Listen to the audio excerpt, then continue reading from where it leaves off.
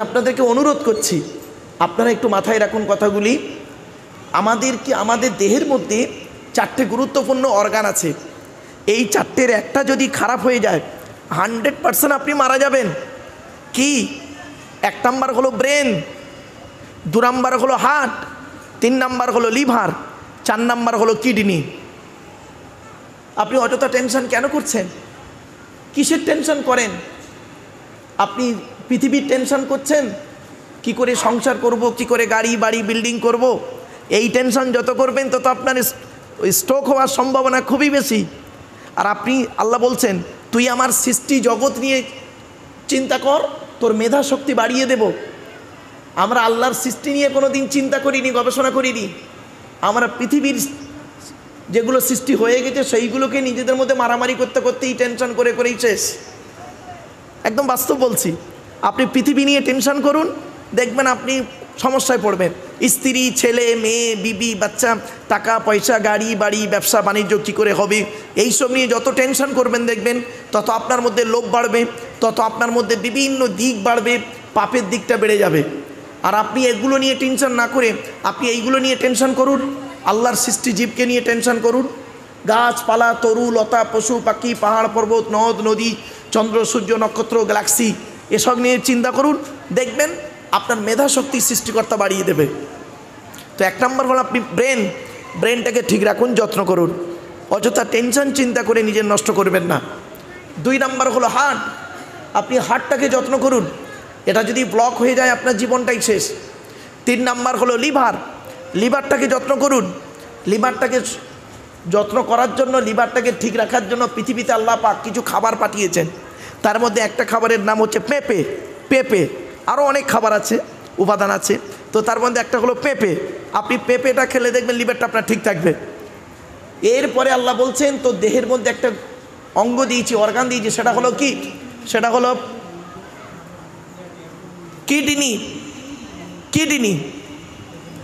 Kidney হলো 2টো আল্লাহ দিয়েছেন। এই 2টো কিডনিকে আপনি যত্ন করুন। যদি 2টোই খারাপ হয়ে যায় তাহলে আপনার জীবন শেষ। এরপরে আল্লাহ বলছেন, আমি তোর দেহের ভিতরে 9টা ছিদ্র দিয়েছি। আমাদের দেহের ভিতরে 9টা ছিদ্র আছে। কি? 2টো চোখ, 2টো নাক, 2টো কান, একটা গাল, 7টা সামনে পেছনে, এই 9টা ছিদ্র। আল্লাহ বলছেন, ফেরেশতার মাধ্যমে আমি ওই 9টা ছিদ্রের যে কোনো একটা ছিদ্রের দ্বারাই তোর আত্মাটাকে বের করে নিই। কত মানুষ আছে দেখবেন মারা গেছে, গিয়ে দেখবেন লোকটা পেশাব ফিরে ফেলেছে। কত মানুষ দেখবেন মারা গেছে, দেখবেন পায়খানা ফিরে ফেলেছে। কত মানুষ দেখবেন মারা গিয়েছে, দেখবেন চোখটা চেয়ে আছে। কত মানুষ দেখবেন মারা গিয়েছে, গিয়ে দেখবেন গালটা হাঁ করে আছে। কত মানুষ দেখবেন মারা গিয়েছে, ঘাটটা বেঁকে আছে, হাতটা খিঁচে আছে। আবার দেখবেন কত মানুষ মারা গিয়েছে, দেখলে মনে হবে লোকটা ঘুমিয়ে আছে। কিভাবে মরতে চান? যদি সঠিকভাবে মৃত্যুটা হতে চায় তাহলে আপনি এক কাজ করুন, আপনি দয়া করে কোরআন, হাদিস, এজমা, কিয়াসের কথাগুলি শুনে প্র্যাকটিক্যাল করে যান। চলুন এগিয়ে যাই। এরপরে সৃষ্টিকর্তা বলছেন, তো দেহের মধ্যে আমি 3টে জিনিস দিয়েছি আলাদা। তার মধ্যে 1 নম্বর হলো ব্লাড গ্রুপ আমাদের আলাদা আছে, মনে রাখবেন। এজন্য আমি যেখানেই বক্তব্য রাখতে যাই, ভারতবর্ষ, নেপাল, বাংলাদেশ, যেখানেই লেকচার দিতে যাই এবং হাই স্কুল কলেজগুলোতে যেখানেই যাই, এ কথাগুলো আমি বলি বারে বারে। হিন্দু মুসলিম কাঁধে কাঁধ মিলিয়ে চলবেন। খবরদার হিন্দু মুসলিম মারামারি ঝগড়া করবেন না। কিসের হিন্দু কিসের মুসলিম মারামারি করেন? আপনি কি জানেন একটা হিন্দুর রক্তের ভিতরে মুসলমানের রক্ত রয়েছে, আর মুসলমানের রক্তের ভিতরে হিন্দুদের রক্ত আছে? উদাহরণটা দেব, আপনাদের এলাকায় ব্লাড ডোনেশন ক্যাম্প হয়, রক্তদান শিবির। আচ্ছা, ব্লাড যখন নেওয়া হয় তখন বলা হয় নাকি, এই ও হিন্দু, ও রক্ত আলাদা কর, ও মুসলিম, ও রক্ত আলাদা কর, বলে নাকি? আরে ব্লাডের মধ্যে কাস্টের কোনো ডিভাইডেড থাকে না, ব্লাডের মধ্যে কালারের কোনো ডিভাইডেড থাকে না, ব্লাডের মধ্যে জেন্ডারের কোনো ডিভাইডেড থাকে না, ব্লাডের মধ্যে গ্রুপের ডিভাইডেড করা হয়। ব্লাডের 4টে গ্রুপ, এ বি আর ও, প্রত্যেকটার -+।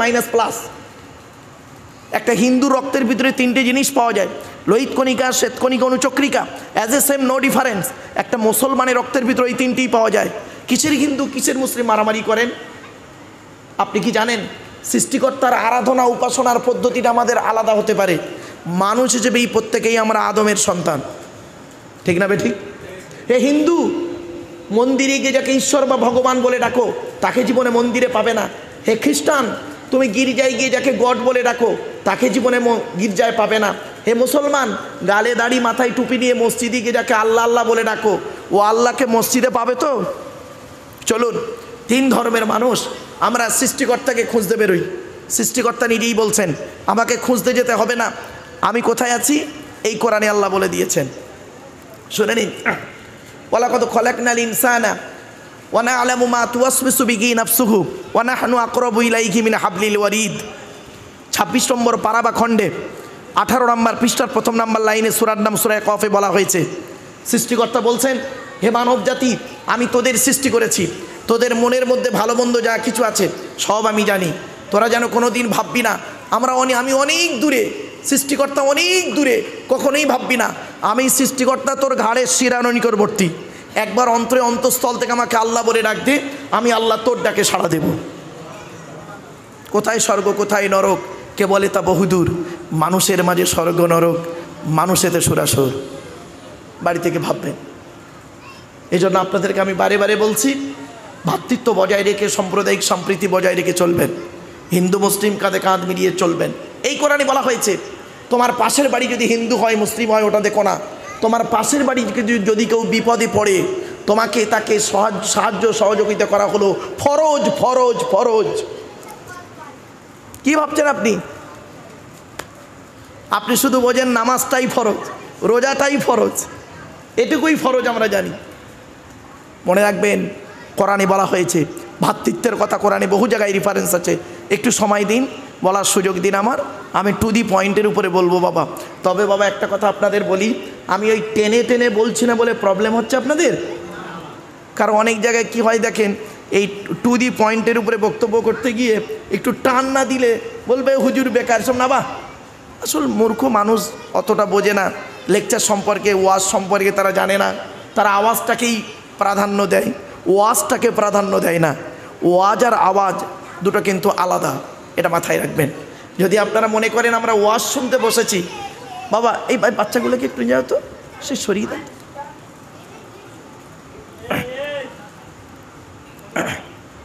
মনে রাখবেন, যদি মনে করেন যে আমরা ওয়াজ শুনতে বসেছি তাহলে দয়া করে একটু চুপ করে থাকেন আর কথাগুলো একটু শোনেন, আমার সঙ্গে একটু সায় দেন, এইটুকুই যথেষ্ট আপনাদের কাছে। মনে রাখবেন, আমরা এমন মানুষ না, আমরা এমন মানুষ, একজন মদখোর যদি মসজিদে জুম্মার নামাজ পড়তে ওঠে আমরা তাকে ঘাট ধরে মেরে বের করে দিই, ঠিক কি না বলেন? বলেন না, আমার সঙ্গে কথা বলেন। একজন মদখোর যদি মসজিদে ওঠে আমরা তাকে কি করি? বের করে দিই। মদ খাওয়া হারাম, কিন্তু সুদ খাওয়াটাও হারাম। মদখোরকে মসজিদ থেকে মেরে বের করে দিলাম আর সুদখোরকে মসজিদের সেক্রেটারি বানিয়ে দিলাম। আজীব। আমরা এমন মানুষ না, নিজের পাপের বাটখারা নিয়ে অন্যের পাপ ওজন করতে যাই। আমার ভাষা বুঝতে পারছেন? নিজের পাপের বাটখারা নিয়ে অন্যের পাপ ওজন করছি আমরা। আমরা এমন মানুষ না, আমরা দুধওয়ালাকে বলি এই দুধে জল দিসনি তো, আর মদে জল মিশিয়ে খায়। আমরা এমন মানুষ না, দুধওয়ালা লোকের বাড়ি বাড়ি যায়, দুধ কিনে কেউ খেতে চায় না, মদওয়ালা দোকান দিয়ে বেহালায় বসে আছে, মোটর সাইকেলে তেল পুড়িয়ে মদ কিনে খেয়ে মারামারি করে বেহালা থানার ভিতরে চুপ করে বসে আছে লকাবে, রমজান মাসে হাজি সাহেবের বেটা। রাগ করবেন না, সনমাইন। আমরা এমন মানুষ না, 100 টাকার চোরকে গাছে বেঁধে মারি, 100 টাকার চোরকে গাছে বেঁধে মারি, আর 1000 কোটি টাকার চোরকে স্টেজে তুলে ফুলের তোড়া দিয়ে তাকে সংবর্ধনা জানাই। আমরা এমন মানুষ, আমরা এমন মানুষ না, আমরা অন্যের দিকে আঙুল লাগাই বেশি। কিন্তু মনে রাখবেন, মনে রাখবেন, আজকের আমি জাস্ট ফর এক্সাম্পল, সরি ক্ষমা চেয়ে নিচ্ছি, ধরুন আমি আপনাকে এক্ষুনি বললাম আপনি চিটিংবাজ, তো কটা আঙুল আপনার দিকে আছে বলুন না প্লিজ, অ্যাটেনশন। একটা। আর 3টা আঙুল কোন দিকে? নিজের দিকে, মানে টিবিল চিটিংবাজ। এটা আমি কোনোদিন ভাবিনি। চালনি বোঝেন? চালনি, চালনি মা বোনেরা, হিন্দু মুসলিম মা বোনেরা আটা চালে, আটা চালে, কি বলেন আপনারা? কলকাতার মানুষ তো, চালনি চালনি। আচ্ছা, চালনির পিছনে ছিদ্র কটা? অসংখ্য ছিদ্র। বাহ। আর সূচ দেখেছেন সূচের পিছনে ছিদ্র কটা? একটা। তো চালনি একদিন সূচকে বলছে, চালনি একদিন সূচকে বলছে, তোর পিছনে ছিদ্র কেন রে? তা সূচ কি উত্তর দেবে বলুন আপনারা? ভাববেন। আমার ওয়াজ কিন্তু ভাবতে হবে, আমার ওয়াজ শুনতে গেলে একটু কর আঁকড়ি থাকতে হবে, একটু শিক্ষা থাকতে হবে, তবে বুঝতে পারবেন, আর বোঝার ক্ষমতা থাকতে হবে। চালনি একদিন সূচকে বলছে তোর পিছনে ছিদ্র কেন? তা সূচ কি উত্তর দেবে? আমার তো একটা ছিদ্র আর তোর 1000টা, আর তুই তোরটা দেখ। রাগ করবেন না। এই যুবক ছেলেরা, এই হিন্দু মুসলিম যুবক ছেলেরা শুনে নাও, হিন্দু মুসলিম যুবকদেরকে বলে যাচ্ছি, তুমি যদি সত্যিকারের ভদ্র মানুষ হতে পারো, প্রতিষ্ঠিত হতে পারো, তোমার গায়ের ছেঁড়া জামাটা হবে ইতিহাস। তোমার গায়ের ছেঁড়া জামাটা হবে ইতিহাস। যদি তুমি সত্যিকারের মানুষের মতো মানুষ হতে পারো, তোমার গায়ের ছেঁড়া জামাটা হবে ইতিহাস। আর যদি অমানুষ তৈরি হও, তোমার সুন্দর পোশাকটা হবে পরিহাস। পরিহাস মানে ঠাট্টা, ঠাট্টা বিদ্রুপের। এজন্য অনুরোধ করে বলে যাচ্ছি, কথাগুলো একটু মূল্যায়ন করুন, একটু ভাবুন। চলুন একটু এগিয়ে যাই। এরপরে সৃষ্টিকর্তা বলছেন, তোর দেহের মধ্যে আমি 3টে জিনিস আলাদা করেছি। মনে পড়ছে? আবার ব্যাকে এলাম। 3টে জিনিস আলাদা। 1 নাম্বার হলো কি? ব্লাড গ্রুপ আলাদা। 2 নাম্বার হলো, 2 নাম্বার আর 3 নাম্বার বলার আগে ছোট্ট একটা প্রশ্ন করি, আপনারা আধার কার্ড করেছেন? বলুন না, করেছেন? আচ্ছা, আধার কার্ড করার সময় আপনাদেরকে অফিসাররা এই কথাগুলো বলেছিল, একটু দেখুন তো খেয়াল করে, মনে পড়ছে কিনা? চোখটা বড় করে চান তো, বলেছিলেন? আর 2 নাম্বার কি করেছিলেন? দুটো বুড়ো আঙুলকে নিয়ে একটা কাঁচের উপরে খুব চেপে ধরেছিলেন। হ্যাঁ, 1500 বছর আগে এই কোরআনে এই কথাটি লেখা আছে। ভাবতে পেরেছেন এ কোরআন কি জিনিস? এ কোরআন থেকে আপনারা কি নেবেন? সবই রয়েছে এর ভিতরে, সবই রয়েছে কোরআনের ভিতরে। ভৌত বিজ্ঞান নেবেন, জীবন বিজ্ঞান নেবেন, জিওগ্রাফি নেবেন, রাজনৈতিক জীবন, পারিবারিক জীবন, সাংসারিক জীবন, সবই রয়েছে কোরআনের ভিতরে। কি নেবেন? এ কোরআনকে নিয়ে গবেষণা করছে কারা? America, London, France, Britain, Japan, Jordan, জার্মানির ঠান্ডা করে বসে বসে কোরআনকে নিয়ে গবেষণা করছে। কারা করেছে? Humphrey David, Michael Faraday, Einstein, Isaac Newton, doctor Maurice বুখাইদি, মিস্টার কুক, মিস্টার জাবিরিন, mister Campbell, Raja Rammohan Roy, Ishwarchandra Vidyasagar, Rabindranath Tagore, Acharya Jagadishchandra Bose, Francis Drake, Williams কিতমুর, Williams Harvey, Thomas, George Bernard, এরা কোরআনকে নিয়ে গবেষণা করলো। আমরা কিছু মানুষ কি করলাম জানেন? এই কোরআনটাকে ইউটিলাইজ করলাম কিভাবে? তেল পড়া, পানি পড়া, ওয়াজ করা, খতম পড়া, তাবিজ মরা, ঘর বন্ধ করা। আর এটাকে ইউটিলাইজ করলাম কিভাবে জানেন? টুপির মারামারি করলাম। গোল টুপি, লম্বা টুপি, চেরা জামা, ফাড়া জামা, তবলিগ, পুরপোরা, বেরেলি, ওয়াহাবি, জামাত ইসলামী, আহলে হাদিস, বুকে হাত বাঁধা, নাভির নিচে হাত বাঁধা, জোরে আমিন বলা, আস্তে আমিন বলা, নিজেদের মধ্যে ধর্মের মধ্যে মারামারি করে আমরা শেষ করে দিলাম। এ ওকে বলে কাফের, ও ওকে বলে কাফের। নাও ঠেলা, ঠিক না বেঠিক? এজন্য আমি আপনাদেরকে বলছি, এ কোরআন হলো সেই কিতাব যাকে নিয়ে সারা বিশ্ব গবেষণা করছে। এ কোরআনকে কম্পিউটারে রাখা হয়েছিল। এ কোরআন কম্পিউটারে রাখার পরে কম্পিউটারের স্ক্রিনে এটাই লেখা ছিল, ইহা এমন এক কিতাব যার মধ্যে কোনো ত্রুটি নেই। জোরে বলুন সুবহানাল্লাহ। কোথায় আছেন আপনি? আপনি এই কিতাবটাকে যাইতেই ভাবলেন? সারা বিশ্ব এই কোরআনকে নিয়ে গবেষণা করছে। এজন্য আমি আপনাকে অনুরোধ করব, আপনি বাড়িতে কোরআনকে একটু কোরআন পড়াশোনা করুন। কোরআনের বাংলা অর্থ বের হয়ে গেছে, সবই রয়েছে বিজ্ঞানের। এই কোরআনের 1000 আয়াত হলো বিজ্ঞান ভিত্তিক। কোথায় আছেন আপনি? 1000 আয়াত হলো বিজ্ঞান ভিত্তিক। এ কোরআন এমন এক কিতাব, সৃষ্টিকর্তার পাঠানো কিতাব। চলেন এগিয়ে যাচ্ছি। এবারে আসছি, কোরআনে বলা হয়েছে আলাম নাজআল লাহু আইনাইনি, এর বাংলা মানে হচ্ছে সৃষ্টিকর্তা বলছেন আমি কি তোদের দুটো চোখ তৈরি করি নাই, জিজ্ঞাসা চিহ্ন। তো আমেরিকার 10 জন বৈজ্ঞানিক তারা গবেষণা করলো যে সৃষ্টিকর্তা কেন এ কথাটি বললেন যে আমি কি তোদের দুটো চোখ তৈরি করি নাই, কি এমন ব্যাপার আছে দেখা যাক। চোখকে নিয়ে গবেষণা করতে করতে তারা পেয়ে গেল এই পৃথিবীতে যত মানুষ জন্মগ্রহণ করেছেন, যত মানুষ এসেছেন, আসছেন, আসবেন, কারোর চোখের রেটিনার সঙ্গে কারোর চোখের রেটিনার কোনো মিল নেই। সঙ্গে সঙ্গে তারা ওই জায়গাতে দাঁড়িয়ে দাঁড়িয়ে ইসলামের কালেমা পড়ে মুসলমান হয়ে গেল। ভাবতে পেরেছেন বাবা?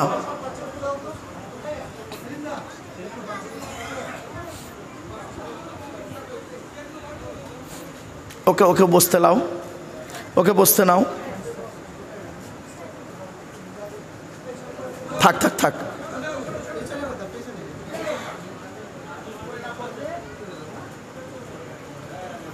বস, মনে রাখবেন এরা এরা একটু ডিস্টার্ব করবে আমি জানি, কিন্তু এদেরকে ভালোবেসে নিতে হবে। কেন জানেন? শুনে নিন। ঘুমিয়ে আছে শিশুর পিতা, সব শিশুরই অন্তরে। এ বাচ্চাটা এখন শিশু, আমরা ওই জীবনটা কাটিয়ে এসেছি, মনে আছে? বাড়িতে আব্বা এত মিষ্টি এনেছিল, একটা মিষ্টি পছন্দ হয় নাই, মসজিদে একটা বাতাসা দেবে, ওইটা নেওয়ার জন্য মারামারি করেছিলাম, মনে পড়ছে? একটু একটু অতীতটা একটু অতীতে চলে যান, এটাই সিম্পল। চলো, আল্লাহর নবী করতেন কি? বাচ্চাদের খুব ভালোবাসতেন। শুনে নিন, আজকে যে নবী সম্পর্কে আলোচনা করব সে সম্পর্কে আপনাদের বলে দিচ্ছি। আল্লাহর নবী করতেন কি? বাচ্চাদেরকে অত্যন্ত ভালোবাসতেন। বাচ্চাদেরকে মদিনার বাজারে যখনই বেরোতেন নবীজি, বাচ্চা বাচ্চা ছেলেদের দেখলে বলতেন, নবীজি বলতেন আসসালামু আলাইকুম, বাচ্চারা বলতো ওয়ালাইকুম আসসালাম রহমতুল্লাহ। নবীজি বলতেন তোমার নাম কি? তার নাম বলল। তোমার বাপের নাম কি? বলল। মায়ের নাম কি? বলল। তোমার পিতামাতা বেঁচে আছে? ওই বাচ্চা, ওদের ভিতরে যদি কোনো বাচ্চা বলতো যে আমার বাপ-মা কেউ নেই, দুজনেই মারা গেছে, নবীজি ওই বাচ্চাটাকে ঠিক এইভাবে বুকে জড়িয়ে ধরতেন, বুকে জড়িয়ে ধরে বলতেন তোমার পিতামাতা কেউ বেঁচে নেই? আমি মোহাম্মদ, আমারও পিতামাতা কেউ বেঁচে নেই। বলে নবীজি ওই বাচ্চাটার মাথায় হাত বুলাতেন আর কি বলতেন জানেন? শুনে নিন। মান আওয়া ইয়াতীমান ইলা তুআমিহি ওয়া শারাবিহি আউজাবাল্লাহু লাহুল জান্নাহ। আল্লাহর নবী বলতেন যে কোনো ব্যক্তি যদি কোনো এতিম বাচ্চার মাথায় হাত বুলায়, কোনো অনাথ বাচ্চার মাথায় হাত বুলায়, কোনো এতিমকে যদি খাবার খাওয়ায়, কোনো এতিমকে যদি আশ্রয় দেয়, ওই ব্যক্তির জন্য জান্নাত ওয়াজিব হয়ে যায়। কোথায় আছেন আপনি? আপনি এতিম বাচ্চার হক মেরে খেলেন। আপনি একজন শিক্ষিত মানুষ, হ্যাঁ? কেমন শিক্ষিত মানুষ? আমি এজন্য বলি, what is the definition of education? ওই এডুকেশন শব্দটার মধ্যে নাই লুকায়িত। EDUCATION, ই থেকে ইগারডি, ডি থেকে ডেভেলপমেন্ট, ইউ থেকে ইউনিভার্সাল, সি থেকে ক্যাপাবিলিটি, এ থেকে অ্যাক্টিভ, টি থেকে টলারেন্স, আই থেকে ইন্টেলিজেন্ট, ও থেকে ওবিডিয়েন্স, এন থেকে ন্যাচারাল। এতগুলো গুণে গুণান্বিত বস্তুকে বলা হয় এডুকেশন বা শিক্ষা। যাকে তাকে শিক্ষা বলে না। শিক্ষাটা নেবে কে? যে নেবে তাকে বলা হয় student. Who is student? K student? ওই স্কুলে গেল আর এলো, 10টায় গেল, 4টেই এলো, আমতলা জামতলা বুড়ির বেলতলা পাঁচতলা, ইকোপার নিকোপার, চিড়িয়াখানা, ভিক্টোরিয়া, জাদুঘর, তারামণ্ডল, নদীর পার্কে বসে একটু প্রেম নিবেদন করলো, সারা বছর পড়লো না, পরীক্ষার খাতায় টুকলি বা চুরি করলো, আর স্যার ধরলো, ছুরি মারলো, এরে কোনো দিন স্টুডেন্ট বলে না। STUDENT, এক একটা লেটারের এক একটা গুণাগুণ আছে, তবেই তাকে স্টুডেন্ট বলে। এস থেকে স্টাডি, টি থেকে ট্রুথফুল, সত্যবাদী হতে হবে। এখনকার স্টুডেন্টরা বেশিরভাগ মিথ্যাবাদী। এখনকার স্টুডেন্টরা বেশিরভাগ মিথ্যাবাদী। আপনারা কি জানেন এখন লেখাপড়া কোথায় হয় জানেন? টয়লেটে। রাগ করবেন না, টয়লেটে এখন লেখাপড়া চলে গেছে। মাধ্যমিকের সেন্টার হচ্ছে, উচ্চ মাধ্যমিকের সেন্টার হচ্ছে, টয়লেটগুলোতে গিয়ে দেখবেন, বয়েজ এবং গার্লস টয়লেটগুলোতে গিয়ে দেখবেন বইয়ের পৃষ্ঠা ছেঁড়া, বই পড়ে আছে, টুকলি, মাইক্রো জেরক্স এগুলো নিয়ে চলে যাচ্ছে। আর ওই ছেলেটা চুরি করে লেখাপড়া করে মাধ্যমিক পাস করলো, উচ্চ মাধ্যমিক পাস করলো, ভবিষ্যতে কোনো মাস্টার, ডাক্তার, ইঞ্জিনিয়ার হয়ে গেল, হয়ে গিয়ে স্টেজে এসে লেকচার দিচ্ছে 20 বছর পর। ওর লেকচার শুনে মানুষ সঠিক পথ পাবে, এটাকে বিশ্বাস করা কীরকম জানেন?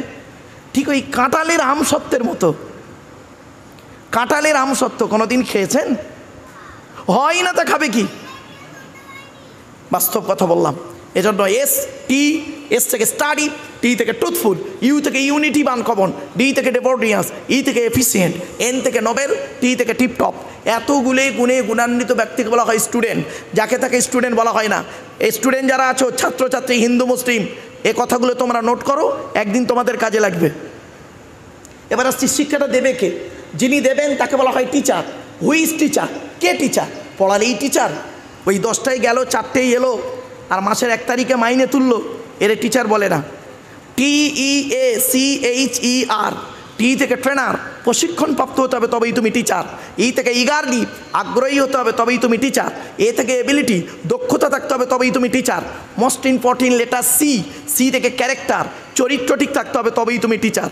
আজ থেকে 30 বছর আগে টিচার ছাত্রের সম্পর্ক কী ছিল? আজ থেকে 30 বছর আগে টিচার ছাত্রের সম্পর্ক কী ছিল? পিতা আর পুত্রের ন্যায়। আমরা আমাদের স্যারেদের দেখলে সাইকেল থেকে নেমে যেতাম, ঠিক না বে ঠিক? আর এখন কি হয়েছে শুনবেন, রাগ করবেন না। বেশ কিছু জায়গায়, সব জায়গায় নয়, টিচার ছাত্রের সম্পর্ক বন্ধু, বিড়ি চেয়ে খায়, খৈনি মলে দেয়। একটা সিগারেট দুজনে ভাগাভাগি করে খাচ্ছে, স্যার আর স্টুডেন্ট। আজ থেকে 30 বছর আগে টিচার আর ছাত্রীর সম্পর্ক কী ছিল? পিতা আর কন্যার ন্যায়। মেয়েটি শিক্ষককে বাপের মতো ভক্তি করত, শ্রদ্ধা করত, আর শিক্ষক ছাত্রীটিকে নিজের কন্যা বলে মনে করত। এখন কি হয়েছে শুনবেন, বেশ কিছু জায়গায়, সব জায়গায় নয়, টিচার ছাত্রীর সম্পর্ক স্বামী স্ত্রী। প্রাইভেট পড়াতে দিল, ইংরাজি করাতে দিল, ম্যাথ করাতে দিল, জিওগ্রাফি করাতে দিল, ও বিয়েটাও পড়িয়ে এনে বসে রইল। এই জন্যেই প্রফেট মুহাম্মদ সাল্লাল্লাহু আলাইহি সাল্লাম বলেছিলেন, the messenger of Allah, peace be upon him said, the best among are you those with good manner. নবী বলেন, তোমাদের মধ্যে উত্তম ব্যক্তি ওই লোকটা যার ক্যারেক্টার, চরিত্র ভালো, ওই লোকটাই হলো উত্তম ব্যক্তি। একজন উকিল, ব্যারিস্টার, মাস্টার, ডাক্তার, মোল্লা, মলি সাহেব, পীর সাহেব, দরবেশ সাহেব, আমির সাহেব, মুফতি সাহেবের যদি চরিত্র খারাপ হয়, আর একজন টোটোওয়ালার চরিত্র যদি ভালো হয়, টোটোওয়ালাটাই হলো আল্লাহর কাছে প্রিয় ব্যক্তি। Money loss is something loss, health loss is nothing loss, but character loss is everything loss. মানুষের যদি টাকা চলে যায়, ইনকাম করলে টাকাটা আবার ফিরে আসবে। মানুষের যদি শরীর চলে যায়, ভালো মন্দ খেলে শরীরটাও ফিরে আসবে। কিন্তু বন্ধু, মানুষের যদি চরিত্র চলে যায়, চরিত্র কিন্তু আর ফিরে আসবে না। তাই নবী বলেছিলেন, 2 ঠোঁটের মাঝখানে 2 রানের বীজখানে, এই দুটো জিনিসের গ্যারান্টি তোমরা আমাকে দাও, আমি তোমাদের স্বর্গ বা জান্নাতের গ্যারান্টি দিয়ে দেবো। ভাবতে পেরেছেন? এবার আসছি, এইচ থেকে অনেস্টি, সততা থাকতে হবে তবেই তুমি টিচার। তুমি হিন্দু বলে মুসলমানের খাতা দেখবে কড়া করে, তুমি মুসলমান বলে হিন্দুর খাতা দেখবে কড়া করে। একজন আদর্শবান শিক্ষকের পরিচয় এটা নয়। মনে রাখবেন, শিক্ষকের কোনো জাত হয় না, শিক্ষক নিজেই একটা জাত, নিজেই একটা জাত। ডাক্তারের কোনো জাত হয় না, ডাক্তার নিজেই একটা জাত। ডাক্তারের কাছে একটাই পরিচয়, আমি ডাক্তার, তুমি রুগী। তুমি কালো না ফর্সা, নারী না পুরুষ, হিন্দু না মুসলিম, ধনী না গরিব, ওটা আমার কাছে ফ্যাক্টর নয়। শিক্ষকেরও সেম। একজন শিক্ষকের কাছে একটাই পরিচয়, আমি শিক্ষক, তুমি শিক্ষার্থী। আমি শিক্ষক, তুমি শিক্ষার্থী। তুমি কালো না ফর্সা, লম্বা না বেটে, নারী না পুরুষ, হিন্দু না মুসলিম, ধনী না গরিব, এটা আমার কাছে ম্যাটার নয়। আমার কাছে মেধার পরিচয়। একটু মাথায় নিয়ে চিন্তা করুন। এবার আসছি ই থেকে আর্লি। টিচার হতে গেলে আগে আগে আসতে হবে। লাস্ট লেটার ইজ আর থেকে রেগুলারিটি, নিয়মিত ক্লাস করতে হবে তবেই তুমি teacher. Trainer, eagerly, ability, character, honesty, RD, regularity, এতগুলো গুণ যার মধ্যে আছে, he is a really teacher. তিনি হলেন সত্যিকারের একজন টিচার। আচ্ছা ভাই, আমি এই মহরমের জলসায় এসে এই কথাগুলো কেন এখানে বলছি? নিশ্চয়ই কিছু কারণ আছে। কারণটা হলো আজকের আলোচনার সঙ্গে এই কথাগুলো একটু রিলেটেড। কীরকম? চলুন, আমার বলার উদ্দেশ্যটা কি? আল্লাহ নবী মুহাম্মদ সাল্লাল্লাহু আলাইহি ওয়াসাল্লাম নিজেই বলেছেন, ইন্নামা বুইস্তু মুআল্লিমা। দুনিয়ার মানুষ মুহাম্মদ সাল্লাল্লাহু আলাইহি সাল্লামকে আল্লাহ পাক বিশ্বের মানুষের টিচার করে পাঠিয়েছে। আমি আব্দুল্লাহ কিল মারুফ একজন টিচার, আর মুহাম্মদ সাল্লাল্লাহু আলাইহি সাল্লাম একজন টিচার। চলুন দেখি, একটু দেখে দিই বিটুইন ফার ডিফারেন্স। চলুন এগিয়ে যাই। ছোট্ট একটা উদাহরণ দিচ্ছি। আপনাদের এখানে কোনো কলেজ আছে? বেহালা কলেজ আছে নাকি? হ্যাঁ, বিবেকানন্দ একটা কলেজ আছে, ওমেন কলেজ। হ্যাঁ, ওখানে আমি বিএড করেছি। মানে আমি বিএড করেছি এলবেথেল কলেজ। ওই যে রসপঞ্জু বলে একটা জায়গার নাম আছে না বাবু, ওই এলবেদেল কলেজ থেকে বিএড করেছে, আমার সেন্টার পড়েছিল বিবেকানন্দ কলেজ এখানে। যাই হোক, তো কোনো কলেজের প্রফেসরকে আপনি যদি জিজ্ঞাসা করেন, উনি যেদিন বিদায় নিচ্ছেন, অবসরে নিচ্ছেন, সেদিন যদি ওনাকে জিজ্ঞাসা করা হয়, স্যার আপনি এই কলেজে 60 বছর বয়স পর্যন্ত চাকরি করেছেন, আপনি দয়া করে একটু বলতে পারবেন এই 60 বছর জীবনে যত স্টুডেন্ট পড়িয়েছেন প্রত্যেকটাই পারফেক্ট? উনি কি বলতে পারবেন? হ্যাঁ। বলুন বলুন। উনি এতটুকু বলবেন যে বাবা, আমার জ্ঞানমতে যত স্টুডেন্ট পড়িয়েছি 99% ভালো হতে পারে, তবে 2-1টা চোরছাচোর ডাকাত গুন্ডা বদমায়েশ হলে হতে পারে, ঠিক না? উনি 100% বলতে পারবেন না প্রত্যেকটা স্টুডেন্ট আমার পারফেক্ট। কিন্তু আপনারা কি ভেবেছেন, চিন্তা করেছেন? পৃথিবীর মানুষ একটু লক্ষ্য করুন, একবার কি লক্ষ্য করেছেন এই পৃথিবীতে একজন টিচারের জন্ম হয়েছিল, এই পৃথিবীতে একজন প্রফেসর এসেছিলেন, এই পৃথিবীতে একজন গাইডার এসেছিলেন, এই পৃথিবীতে একজন মাস্টার এসেছিলেন, এই পৃথিবীতে একজন টিচার এসেছিলেন, যার জন্ম হলো 570 খ্রিস্টাব্দে 29শে আগস্ট সোমবার সকালবেলা, ভোরের বেলা, আর যার ইন্তেকাল হলো, মৃত্যু হলো 632 খ্রিস্টাব্দে জুন মাসের 8 তারিখ সোমবার। এই 63 বছর লোকটি পৃথিবীতে বেঁচেছিলেন। 63 বছর জীবনে কোনোদিন একটাও মিথ্যা কথা বলেননি, জোরে বলুন সুবহানাল্লাহ। এমনকি এই 63 বছরের জীবনে যত স্টুডেন্ট তৈরি করেছেন, স্টুডেন্টদের নাম দিয়েছেন কি শুনবেন? ছাত্রদের নাম দিয়েছেন সাহাবি। কি বললাম? ছাত্রদের নাম কি? সাহাবি। আর ছাত্রীদের নাম দিয়েছেন সাহাবিয়া, স্ত্রীলিঙ্গ সাহাবিয়া।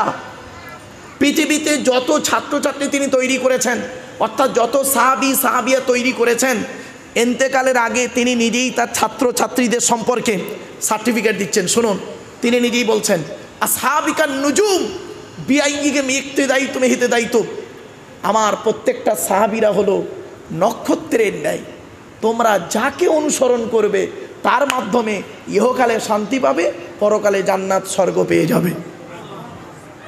ভাবতে পেরেছেন? এমন একজন টিচারের নিয়ে আলোচনা আজকের হবেই। একটু ধৈর্যের পরিচয় দিন। চলো এবার আসছি, সৃষ্টিকর্তা বলছেন যে তোমার দেহের মধ্যে আমি 3টে জিনিস আলাদা করেছি। 1 নাম্বার হলো কি? ব্লাড গ্রুপ আলাদা। 2 নাম্বার হলো চোখের রেটিনা আলাদা। 3 নাম্বার হলো কি জানেন? ফিঙ্গারপ্রিন্ট আলাদা। এটা কোথায় আছে? কোরআনে লেখা আছে। এই কোরআনে আছে। এই কোরআনের কোথায় লেখা আছে শুনে নিন। 29 নম্বর পারা বা খণ্ডে সূরার নাম সূরা কিয়ামার 4 থেকে 5 নম্বর আয়াতে বলা হয়েছে, আয়াহসাবুল ইনসানু আল্লা নাজমা ইজওয়ামা বালা কাদিরিনা আলা আন নুসাউবিয়া বানানা। এই সহজ সরল বাংলা মানে কি? সৃষ্টিকর্তা বলছেন, হে মানব জাতি, তোরা কি মনে করেছিস আমরা মরে গেলে পচে গলে হাড় হয়ে যাব অথবা পুড়ে ছাই হয়ে যাব? সৃষ্টিকর্তা আর পরকালে আমাদের কাউকে তুলতে পারবে না। সৃষ্টিকর্তা বলছে এটা কোনো দিন ভাববি না। এই পৃথিবীতে যেমন তোদের বুড়ো আঙুলের ছাপ কারোর সঙ্গে কারোর যেমন কোনো মিল নেই, পরকালেও দেখবি কারোর সঙ্গে কারোর কোনো মিল পাবি না। কি আশ্চর্য কথা! কোরআনের এই কথাকে নিয়ে চ্যালেঞ্জ করলো, কোরআনের এই কথাকে নিয়ে কোরআনের ভুল বের করতে গেল কে? গবেষণা করলো কে? থাইল্যান্ডের চ্যাং ম্যাং ইউনিভার্সিটি অ্যানাটমি বিভাগের প্রফেসর, বিখ্যাত পণ্ডিত বৈজ্ঞানিক। লোকটার নাম হলো তাথাগত জেসান। উনি একজন খ্রিস্টান, হিন্দু নন, মুসলমান নন। উনি বললেন কোরআনে ভুল আছে। বলল কি ভুল? বলল কোরআনে লেখা আছে বুড়ো আঙুলের ছাপ নাকি কারোর সঙ্গে কারোর কোনো মিল নেই। আমি কোরআনের ভুল বের করে শুনবো। উনি করলেন কি? 1000 মানুষের বুড়ো আঙুলের ছাপ নিলেন, 1 বছর ধরে গবেষণা করে দেখছে কার সঙ্গে কার মিল আছে। যখন কারোর সঙ্গে কারোর কোনো মিল পেলেন না, ল্যাবরেটরির ভিতরে দাঁড়িয়ে দাঁড়িয়ে ইসলামের কালেমা পড়ে মুসলমান হয়ে গেলেন। কোথায় আছেন? এই সেই কোরআন। এই কোরআনকে নিয়ে গবেষণা করেছেন, আর আপনি কোথায় পড়ে আছেন? শুনে নিন, এ কোরআনের পরিচয় এবার দিচ্ছি। এ কোরআনের পরিচয় হলো, কোরআন আল্লাহর তরফ থেকে জিবরাইলের মাধ্যমে হযরত মুহাম্মদ সাল্লাল্লাহু আলাইহি সাল্লামের উপরে আরবের মক্কা নগরের নিকটবর্তী একটি গুহাটির নাম হলো হেরা। হেরা নামক গুহাতে 610 খ্রিস্টাব্দে 1 ফেব্রুয়ারি সোমবার কোরআনের প্রথম আয়াত বা বাক্য অবতীর্ণ হলো। কোরআনের প্রথম বাক্যের নাম হলো ইকরা, রিড, পড়ো পড়ো পড়ো। এই কোরআনে আছে 82 জায়গায় বিভিন্ন অ্যাঙ্গেলে নামাজের কথা, কিন্তু 92 জায়গায় লেখা আছে লেখাপড়ার কথা, এডুকেশনের কথা। 92 জায়গায় লেখা আছে। তো কোন সংখ্যাটা বেশি, 82 না 92? তাহলে লেখাপড়ায় পিছিয়ে কেন? প্রফেট মোহাম্মদ সাল্লাল্লাহু আলাইহি সাল্লাম বলেছেন, উতলুবুল ইলমা মিনাল মাহদি ইলাল লাহাদ, দোলনা থেকে নিয়ে কবর পর্যন্ত লেখাপড়া শেখো। শতমূর্খ লয়ে আমি স্বর্গে নাহি যাব, দ্বাদশ পণ্ডিত নিয়ে পাতালেই রব। 100 জন মূর্খ মানুষকে নিয়ে স্বর্গে গিয়ে কোনো লাভ নেই, 12 জন শিক্ষিত লোককে নিয়ে নরকে থাকা অনেক ভালো। মূর্খ বন্ধুর থেকে শিক্ষিত শত্রু ভালো। মনে রাখবেন, শিক্ষার যে কতটা দাম, মূল্যায়ন যারা করেছে, যারা মূল্যায়ন করেছে তারাই বুঝেছে। চলুন এগিয়ে যাচ্ছি। এবার আসছি এ কোরআনের ভিতরে কি আছে। 30টা পারা, 540টা রুকু, 114টা সূরা, 14 থেকে 15খানা সাজদা, 7টা মঞ্জিল, 8 থেকে 12খানা সাক্তা, 6666টা আয়াত, কেউ বলেছেন 6236টা আয়াত, 3,23,215টা অক্ষর। এ কোরআন 22 বছর 9 মাস কয়েকদিন, কম বেশি 23 বছর ধরে কোনো ঘটনাকে কেন্দ্র করে, কোনো ব্যক্তিকে কেন্দ্র করে, কোনো বস্তুকে কেন্দ্র করে, কোনো জায়গাকে কেন্দ্র করে কোরআনের আয়াতগুলো অবতীর্ণ হয়েছে। 6000 আয়াত নাজিল হয়েছে, 12,000 জায়গায় নাজিল হয়েছে। কটা জায়গার নাম আপনি জানেন? শুধু মক্কার মদিনাই জানেন। বাস্তব বলছি, এই কোরআনের ভিতরে আছে, শুনে নিন, 250 রকমের হারাম, 250 রকমের হারাম, 250 রকমের হালাল। এই কোরআনে আছে 1000 আয়াত হলো বিজ্ঞান ভিত্তিক, বৈজ্ঞানিকরা গবেষণা করে পেয়েছে। কোথায় আছেন আপনি? সুতরাং এই কোরআনকে মূল্যায়ন করুন, দেখবেন হিন্দু মুসলিম যারা কোরআন কিনে গবেষণা করেছে তারাই পেয়েছে। রাগ করবেন না, আবার বহু তথ্য দিচ্ছে, আমি আপনাদের কাছে দিয়ে যাব ইনশাআল্লাহুল আজিজ। চলুন এবার আসছি, এখন আলোচনা চলছে আমাদের কার? আল্লাহর, ওই সৃষ্টিকর্তার কেতাব আর সৃষ্টিকর্তা নিয়ে আলোচনা চলছে। এরপরে আসছে আপনি সৃষ্টিকর্তাকে মানবেন কেন? আপনি একবার চিন্তা করে দেখেছেন? আপনি কি একবার চিন্তা করে দেখেছেন?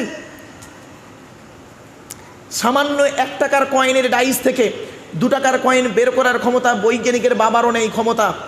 মনে রাখবেন, 1 টাকার কয়েনের ডাইস থেকে 1 টাকাই বেরোয়, 2 টাকার কয়েনের ডাইস থেকে 2 টাকাই বেরোয়। মনে রাখবেন, সৃষ্টিকর্তা বলছেন, পৃথিবীর মানুষ একবার লক্ষ্য করে দেখ, তোর একটা মা একটা বাপ থেকে তোরা 5টা ভাই বোন হলি, 5টা 5 রকম দেখতে। কেউ লম্বা, কেউ বেঁটে, কেউ নারী, কেউ পুরুষ, কেউ কালো, কেউ ফর্সা, এমনকি কারোর বুড়ো আঙুলের ছাপের সঙ্গে কারোর বুড়ো আঙুলের ছাপের কোনো মিল নেই। এই জিনিসগুলো দেখ, আর আমি সৃষ্টিকর্তা আমাকে আল্লাহ আল্লাহ বলে একবার ডাক, আমি আল্লাহ তোর ডাকে সাড়া দেব। কোথায় আছেন আপনি? চলুন এগিয়ে যাই, চলুন এগিয়ে যাই একটু। সৃষ্টিকর্তা বলছেন, তোদেরকে একটু বুদ্ধি দিলাম, আমি সৃষ্টিকর্তা তোদের একটু বুদ্ধি দিলাম, সেই বুদ্ধি নিয়ে তুই কি করলি? পৃথিবীতে একটা মেশিন তৈরি করলি, মেশিনটার নাম দিলি ফ্রিজ। ফ্রিজ ফ্রিজ তোদের তৈরি ফ্রিজের গুণাগুণ কি? গরমকে ঠান্ডা করিস, ঠান্ডাকে 0 ডিগ্রির নিচে নামিয়ে বরফ জমিয়ে দিস। তোদের তৈরি ফ্রিজটা কারেন্ট ছাড়া চলে না। তোদের তৈরি ফ্রিজের পানি খেলে থাইরয়েড বেড়ে যাওয়ার সম্ভাবনা বেশি। তোদের তৈরি ফ্রিজটা মাটির উপরে বসানো থাকে। আর আমি সৃষ্টিকর্তা আল্লাহ, আমি একটা পৃথিবীতে ফ্রিজ তৈরি করেছি। আমার তৈরি ফ্রিজটা মাটির তলায় বসিয়ে রেখেছি। আমার তৈরি ফ্রিজের নাম হলো শীতকাল আর গ্রীষ্মকাল। গরমকালে যত কলে পাম্প করবি মাটির তলা থেকে তত ঠান্ডা ঠান্ডা পানি বেরোবে, আর শীতকালে যত কলে পাম্প করবি আমি আল্লাহ আমার তলার ফ্রিজ থেকে গরম গরম পানি বেরোবে। ভাবতে পেরেছেন? আমাদের কোনো চিন্তা নেই, কোনো চেতনাই নেই। আপনি সৃষ্টিকর্তাকে কোথায় পাবেন? কোথায় পাবেন? মনে রাখবেন, সৃষ্টিকর্তাকে পেতে গেলে সব জায়গায় সৃষ্টিকর্তা আছে, আল্লাহ আছে, আপনি খুঁজেই পাননি, খুঁজেই পাননি। চলেন এগিয়ে যাই। এরপরে সৃষ্টিকর্তা বলছেন, এই পৃথিবীতে ইবাদতের জন্য একটা ঘর আছে আমার, সেই ঘরটার নাম হলো মসজিদ। মসজিদ মসজিদ হলো আল্লাহর ঘর, আল মসজিদু বাইতুল্লাহ। কোরআনে বলা হয়েছে, ওয়া আন্নাল মাসাজিদা লিল্লাহ ফালা তাদউ মা আল্লাহি আহাদা। সেখানে বলা হয়েছে কি? মসজিদ হলো আল্লাহর ঘর, আল্লাহ ছাড়া কারোর আরাধনা উপাসনা করিও না। এবার আসছি মসজিদের ইমাম। মসজিদের দায়িত্ব কারা নেবে তাদের সম্পর্কে প্রথমেই আমি বলে দিয়েছি বক্তব্যের শুরুতেই। তারপরে আসছি মসজিদে যিনি নামাজ পড়ে তাকে বলা হয় ইমাম। মনে রাখবেন, মসজিদের ইমামের মাইনে বেশি করে দেবেন, স্যালারি বেশি করে দেবেন, যে মসজিদে ইমামের মাইনে কম ওই মসজিদের মুসল্লিদের নামাজ আল্লাহর দরবারে কবুল হওয়া মুশকিল আছে। যদি বললেন কেন, মনে রাখবেন আমি নিজে 19 বছর ইমামতি করেছি, 400 টাকা মাইনে, এক্সপিরিয়েন্সটা আমার ভালোই আছে। সুতরাং আমি আপনাদেরকে অনুরোধ করে বলে যাচ্ছি, জাস্ট ফর এক্সাম্পল ছোট্ট একটা উদাহরণ দিচ্ছি। স্বামী স্ত্রী পিতামাতা ছেলে মেয়ে কজন হলো? 6 জন। স্বামী স্ত্রী পিতামাতা ছেলে মেয়ে 6 জন। এই 6 জনের সংসার চলতে গেলে বর্তমান যা বাজারের অবস্থা, 6 জনের সংসার চলতে গেলে একটা সংসারে কমসে কম 1 মাসে কত টাকা লাগতে পারে বলুন? একটা অ্যামাউন্ট বলুন না, কত টাকা লাগতে পারে? খুব কম করে 15,000 কলকাতার জমিনে 15,000। তো আমি 5,000 টাকা বাদই দিলাম, কমসে কম 10,000 টাকা। তো আপনার সংসার যদি 10,000 টাকায় না চলে, ইমাম সাহেবের সংসারটা 5,000 টাকায় চালাতে যান কিভাবে? আপনি ভেবেছেন কোনো দিন? আপনার মনটা চায় আমার ছেলে মাস্টার, ডাক্তার, ইঞ্জিনিয়ার, প্রফেসর হোক, আইসিএসসি বোর্ডে পড়ুক, আইসিএসসি বোর্ডে পড়ুক, সিবিএসসি বোর্ডে পড়ুক। আপনি এই সব চিন্তা ভাবনা করেছেন কেন? ইমাম সাহেবের মন চায় না যে আমার ছেলেরাও সিবিএসসি বোর্ডে পড়ে একজন মাস্টার বা ডাক্তার, ইঞ্জিনিয়ার, প্রফেসর হোক? বাড়ি থেকে ভাববেন। এবারে আসছি, যিনি মসজিদে আজান দেন তাকে বলা হয় মুয়াজ্জিন। আমি আপনাদেরকে অনুরোধ করছি, এলাকায় যত মসজিদ আছে মুয়াজ্জিনদেরকে অনুরোধ করছি, আপনারা আপনাদের আজানটাকে শুদ্ধ করে নেবেন। বেশিরভাগ মসজিদে মুয়াজ্জিনের আজান অশুদ্ধ, ভুল, উল্টো পাল্টা আজান দেয়, ভুল। হয়তো আপনারা বোঝেন না, মানুষ যারা শিক্ষিত জ্ঞানী মানুষ, যারা সত্যি অ্যারাবিক ডিপার্টমেন্টে যারা নলেজ রাখেন, যাদের জ্ঞান আছে, তারা বুঝতে পারে কোথায় কি হচ্ছে না হচ্ছে। অতএব মুয়াজ্জিনদের অনুরোধ করছি, আপনি ইমাম সাহেবের কাছে বসে আজানটাকে শুদ্ধ করে নেবেন। আপনার আজান যদি অশুদ্ধ হয়, ভুল হয়, সমস্যা হয়ে যাবে। চলুন এগিয়ে যাচ্ছি। সৃষ্টিকর্তার পরিচয় দিলাম, সৃষ্টিকর্তার কেতাবের পরিচয় দিলাম, সৃষ্টিকর্তার ঘরের পরিচয় দিলাম। এবার আলোচনা হবে সৃষ্টিকর্তা যুগে যুগে নবী পাঠিয়েছেন, নবীদের আলোচনা। এতক্ষণ আমি আপনাদের কাছে সৃষ্টিকর্তা সম্পর্কে বলতে গিয়ে প্রায় বলে ফেললাম অনেকক্ষণ ধরে, 1.5 ঘন্টার কাছে বকে ফেলেছি শুধু সৃষ্টিকর্তা সম্পর্কে বলতে গিয়ে। আরও অনেক আলোচনা আছে, কটা বলবো আপনাদেরকে, জাস্ট শর্ট টাইমের ভিতরে টু দি পয়েন্টের উপরে কথাগুলো একটু বললাম। চলো না এগিয়ে যাচ্ছি। এবার আসছি যে নবীর আলোচনা করব, নবীদের আলোচনা করতে গিয়ে নবীর উপরে একবার আন্তরিকতা নিয়ে দরুদ শরীফ পাঠ করুন। আল্লাহুম্মা সাল্লি আলা সাইয়্যিদিনা মাওলানা মুহাম্মদ ওয়া আলা আলি সাইয়্যিদিনা মাওলানা মুহাম্মদ। একবার ওই দরুদটা একটু দয়া করে পড়বেন, যে দরুদটা আমরা নামাজের মধ্যে পড়ি, একটু দয়া করে পড়ুন।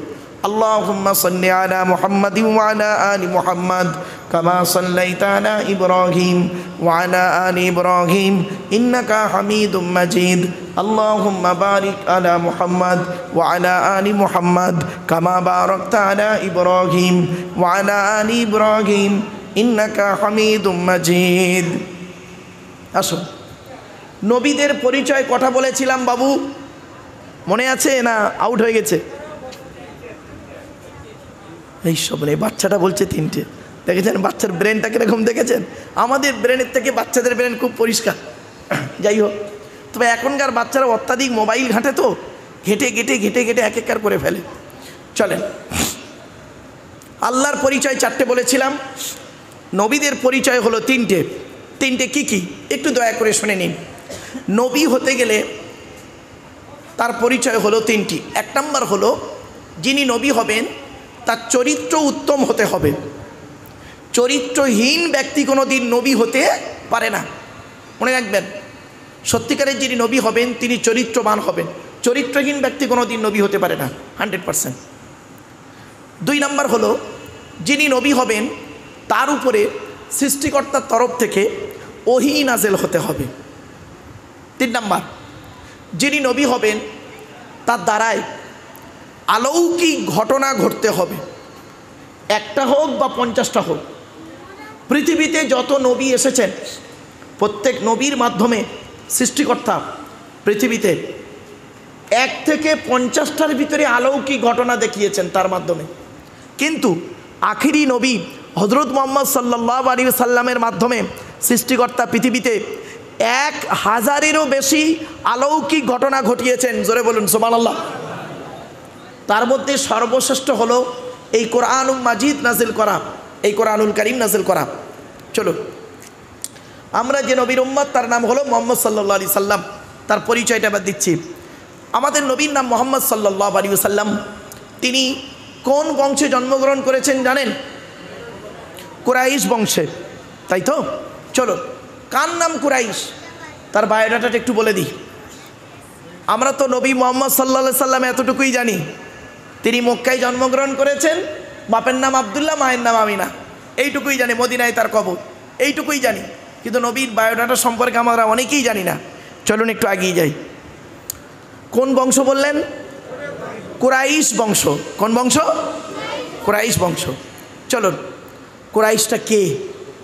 মুহাম্মাদের বাপের নাম আব্দুল্লাহ, আব্দুল্লাহর বাপের নাম আব্দুল মুত্তালিব, আব্দুল মুত্তালিবের বাপের নাম আব্দে মান্নাফ, আব্দে মান্নাফের বাপের নাম হাশিম, হাশিমের বাপের নাম কুসাই, কুসাইয়ের বাপের নাম কিলাব, কিলাবের বাপের নাম মুর্রা, মুরার বাপের নাম লুবাই, লুবাইয়ের বাপের নাম কাব, কাবের বাপের নাম গালিব, গালিবের বাপের নাম ফিগির, ফিগির থেকে কুরাইশ বংশ এসেছে। নবীর বাপের নাম আব্দুল্লাহ, মায়ের নাম আমিনা, দাদার নাম আব্দুল মুত্তালিব, দাদির নাম হলো নেতিলা বিনতে খব্বাব ব্রাকেটে ফতেমা, কেউ বলেছেন সামিরা। নবীর নানার নাম হলো আব্দুল ওয়াহাব জুহুরি, নবীর নানির নাম হলো বারিরা বা বাররা, নবীর দুধমার নাম হলো হালিমা, নবীর দুধ বাপের নাম হলো হারেস, নবীর দুধ ভাইয়ের নাম আব্দুল্লাহ, নবীর বাপের নাম আব্দুল্লাহ, নবীর দুধ ভাইয়ের নাম আব্দুল্লাহ, দুটো যেন এক করে ফেলবেন না। নবীর জন্ম 570 খ্রিস্টাব্দে। ইংরাজি কি মাস ছিল? 29শে আগস্ট। আরবি মাস ছিল রবিউল আউয়াল মাস 12 তারিখ, মতান্তরে 9 তারিখ, সোমবার শবে সাদেকের সময় আরবের মক্কা নগরে কুরাইশ বংশে নবীর জন্ম। নবীর বাপেরা হলো 10 ভাই, নবীর মায়েরা হলো 19 বোন। নবীর 9টা চাচা, 18টা খালা, 6টা ফুফু, 7টা ছেলে মেয়ে। নবীর 9টা চাচার নাম কি? বড় চাচার নাম হারেস, জুবায়ের, মোকাইম, ফাইদাক, জাইদাক, আবুল আহাব, হামজা, আব্বাস, আবু তলেব। নবীর বাপ হলো আব্দুল্লাহ। নবীর 7টা ছেলে মেয়ে, 3টে পুত্র সন্তান, 4টে কন্যা সন্তান। 3টে পুত্র সন্তানের নাম কি? বড় ছেলেটার নাম হলো কাসেম, তারপরে ছেলেটার নাম হলো তাহের বা তৈয়েব, কেউ বলেছেন আব্দুল্লাহ।